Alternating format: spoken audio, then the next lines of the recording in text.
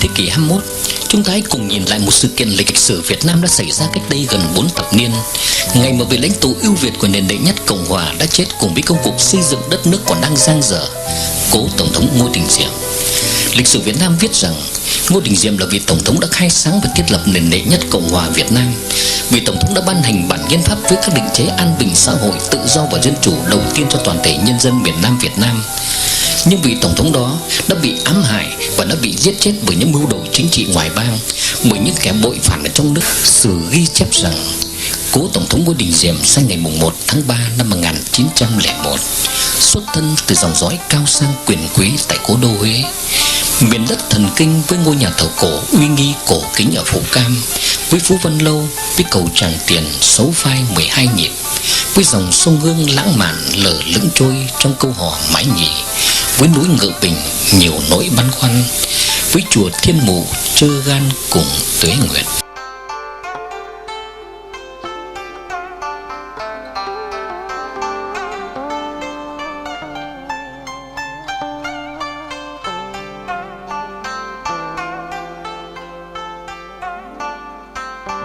Lễ trao cờ của quốc gia Thụy Sĩ bắt đầu.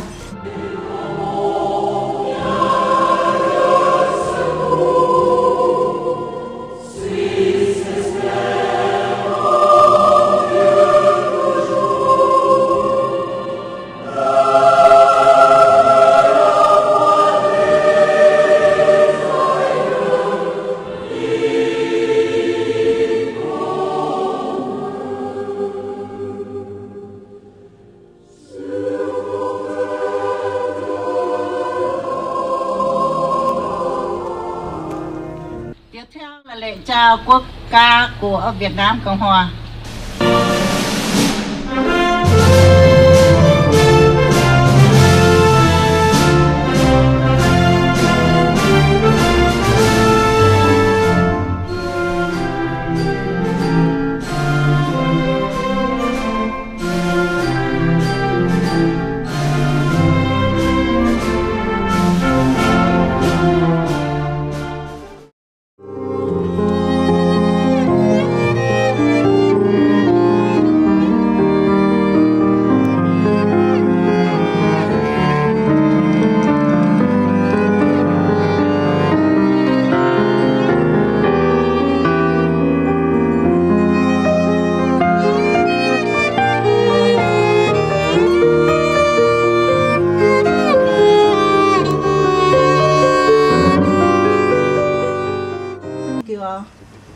Xin mời quý vị an tòa, lễ phục mặc niệm đã chấm dứt.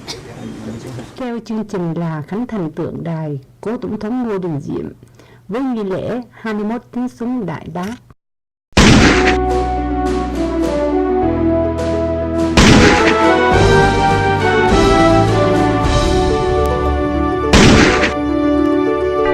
Ai bao năm từng in gót nơi quê người, cứu đất nước để tranh đấu cho tự do.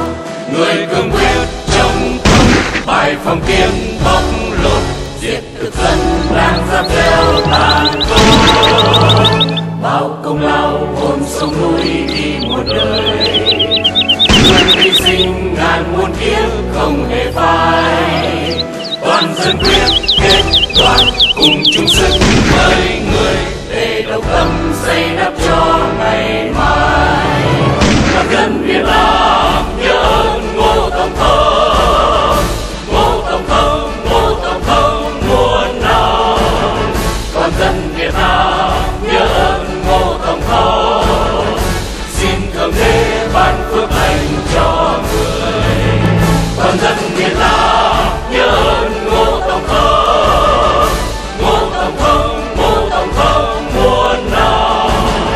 Toàn dân Việt Nam quyết theo Ngô Tổng thống. Kính thưa quý vị, đây là một nhân vật của trang sử người Việt Nam trong suốt cuộc chiến tranh Đông Dương của năm 1945 đến năm 1954. Và đây là một vị cứu tinh của đất nước Việt Nam, đã đưa đất nước Việt Nam ra khỏi ách đô hộ của Trung Hoa và Pháp thuộc. Trên 1000 năm đô hộ của Trung Hoa và 100 năm đô hộ của Pháp thuộc.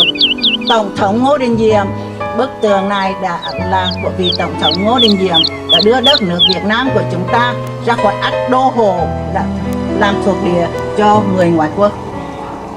Xin quý vị lắng nghe bản nhạc Khải Hoàn sẽ được mở lên để ghi nhớ lại cái thời khải hoàn nhất của dân tộc Việt Nam dưới thời của Tổng thống Ngô Đình Diệm.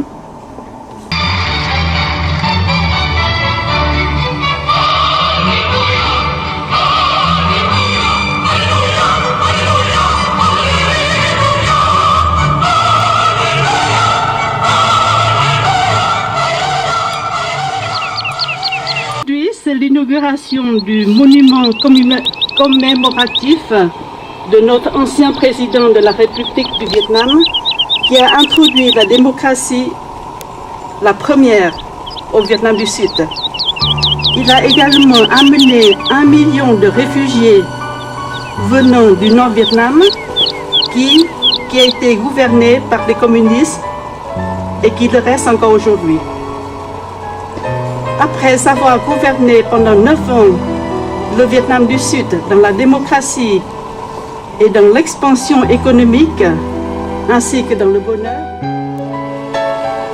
Kính thưa quý vị, thưa các bạn, tôi xin phép được con mấy lời bằng tiếng Pháp cho quý vị khách quý của chúng ta ở Thụy Sĩ.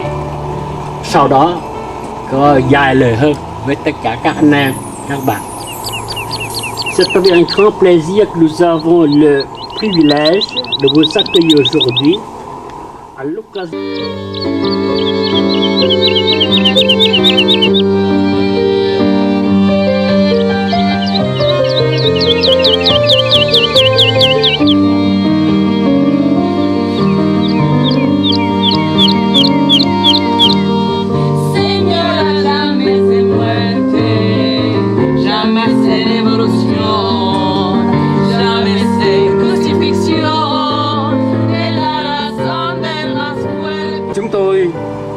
Rất cảm động ngày hôm nay được tiếp đón quý vị ngay nơi tượng đài cố Tổng thống Ngô Đình Diệm. Từ nhiều quốc gia khác nhau, quý vị đã không quản ngại đường xa đến đây để cùng chia sẻ với nhau niềm vui mừng là hôm nay chúng ta đã có được tượng đài Ngô Tổng thống. Qua đó, không những để chúng ta tri ân cố Ngô Tổng thống mà còn để nhắc nhở chúng ta nhớ tới tất cả các quân dân cán chính Việt Nam Cộng Hòa đã bị quốc vong thân. Ông Ngô Đình Diệm về Sài Gòn vào ngày 25 tháng 6 1954 với cương vị Thủ tướng Quốc gia Việt Nam. Nhiều người ở Việt Nam và khắp nơi nghĩ rằng nhiệm kỳ của ông sẽ sớm kết thúc. Quốc gia mà ông đang nắm quyền vẫn còn hoạt động chủ yếu theo mệnh lệnh của những quan chức thuộc địa Pháp, những người có thái độ từ cam chịu chấp nhận đến thù địch trước việc ông Ngô Đình Diệm được bổ nhiệm. Trong khi đó, những quan chức Hoa Kỳ lại phân vân rõ rệt trong việc nên hay không nên ủng hộ ông. Nếu ông Ngô Đình Diệm không thể dựa vào ủng hộ của bên ngoài để giữ vững chức vụ, ông cũng không thể trong mong gìn giữ vai trò lãnh đạo bằng. Đã có một sự vận động mà tranh cử cho Tổng thống Ngô Đình Diệm. Lần đầu tiên nước Việt Nam có một cuộc bầu cử tự do và cuộc trưng cầu dân ý, ông Lê Trọng Quát là người rất nổi tiếng của đệ nhất Việt Nam Cộng Hòa. Sau khi trình bày xong về nhân vật đại diện cho một chính quyền đệ nhất Việt Nam Cộng Hòa và sự hình thành quân đội của Tổng thống Ngô Đình Diệm qua hình ảnh của Trung tá Nguyễn Nhật Châu, chúng tôi mời ông thị trưởng quan khách để phát biểu huấn từ cho chúng ta trong ngày hôm nay trên đất nước của ông. Du comité d'organisation de ce que vous avez fait aujourd'hui en faveur de votre sauveur, Monsieur Diem, qui était un grand patriote, comme vous l'avez dit, au niveau même de Churchill, qui représente quelque chose de très important. J'aimerais remercier aussi tous les organisateurs, bien sûr, et en particulier mon ami Ronan Tram. Je dois dire que je le connais depuis 1984, lorsque j'étais en charge de l'éducation et de l'université, notamment à Lausanne. J'ai pu apprécier son travail et surtout son patriotisme. Et je dois dire que ce qui me frappe aujourd'hui, c'est le patriotisme de vous tous, les Vietnamiens. J'aimerais le dire en vietnamien, malheureusement je ne le peux. Mesdames et messieurs, chers amis, j'aimerais vous dire aussi combien j'apprécie ce mélange de toutes sortes de races que vous représentez, vous, et la Suisse. La Suisse a toujours été une terre d'accueil, comme vous le savez. Nous accueillons beaucoup d'étrangers en ce moment, de l'ordre de 40 à 50 000 chaque année. C'est donc un gros effort qui est fait pour un petit pays, mais c'est aussi pour nous un enrichissement que d'avoir toutes ces populations étrangères qui viennent chez nous. Lorsque nous sommes, par exemple, à l'hôpital, nous sommes bien contents d'avoir des infirmières étrangères, etc. Il y aurait beaucoup à développer là-dessus, mais je ne veux pas faire trop long. J'aimerais simplement vous dire que nous avons à l'époque accueilli des Huguenots, c'était très vieux, c'était des Français protestants qui étaient chassés par les catholiques. Nous avons eu la vague des Hongrois notamment, que nous avons beaucoup apprécié, et puis tous les étrangers qui venaient aussi d'Asie. Mesdames et messieurs, encore une fois, prospérité pour votre beau pays. Je sais qu'actuellement il est en plein développement et j'espère que cela durera. Et merci encore de votre accueil. J'allais dire européenne.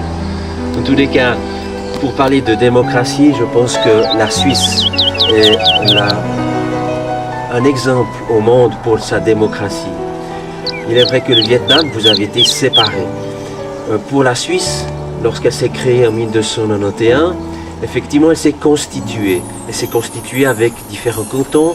Elle s'est constituée également pour se défendre également de l'ennemi. Et la Suisse, effectivement, a une longue et vraiment une très longue histoire au niveau de la démocratie, puisque on peut la comparer à passablement d'autres dans notre monde. En Suisse, elle est peut-être un peu lente, puisque vous savez qu'en Suisse nous sommes très lents, mais elle est au moins efficace, elle avance. Et pour la communauté vietnamienne, mesdames et messieurs, je tiens à vous saluer pour votre excellente intégration. Vous vous êtes intégrés, en tout cas ce que je connais ici en Suisse, vous avez une parfaite intégration. Je ne parlerai pas de la famille de M. O, Lan Tram, qui est un ami, puisque nous sommes voisins, et qui lui a fait, comme l'a dit mon prédécesseur, patriotisme. Mais M. O est aussi patriote, il est vietnamien dans le cœur, mais il est aussi suisse. Et je peux vous dire qu'ici à Écublon, M. O fait preuve extrêmement d'intégration. Il s'est impliqué, il est au conseil communal également, donc il est très actif au niveau de la vie. J'ai été très intéressé, monsieur, d'entendre tout à l'heure l'histoire du président Diem. Je la connaissais pas très bien. Elle correspondait assez bien à ce que j'ai vu dans cette statue finalement en la découvrant. Pour moi, je vois quelqu'un de très jovial, de très avenant, et l'image du chapeau ouvert comme ça montre l'image d'une ouverture et d'une très grande tolérance. Et sans le connaître, j'espère et je pense que cette image reflète bien la mentalité de votre population. Il y a à peu près une vingtaine d'années, j'ai eu le privilège de visiter le Vietnam, du nord au sud, du sud au nord.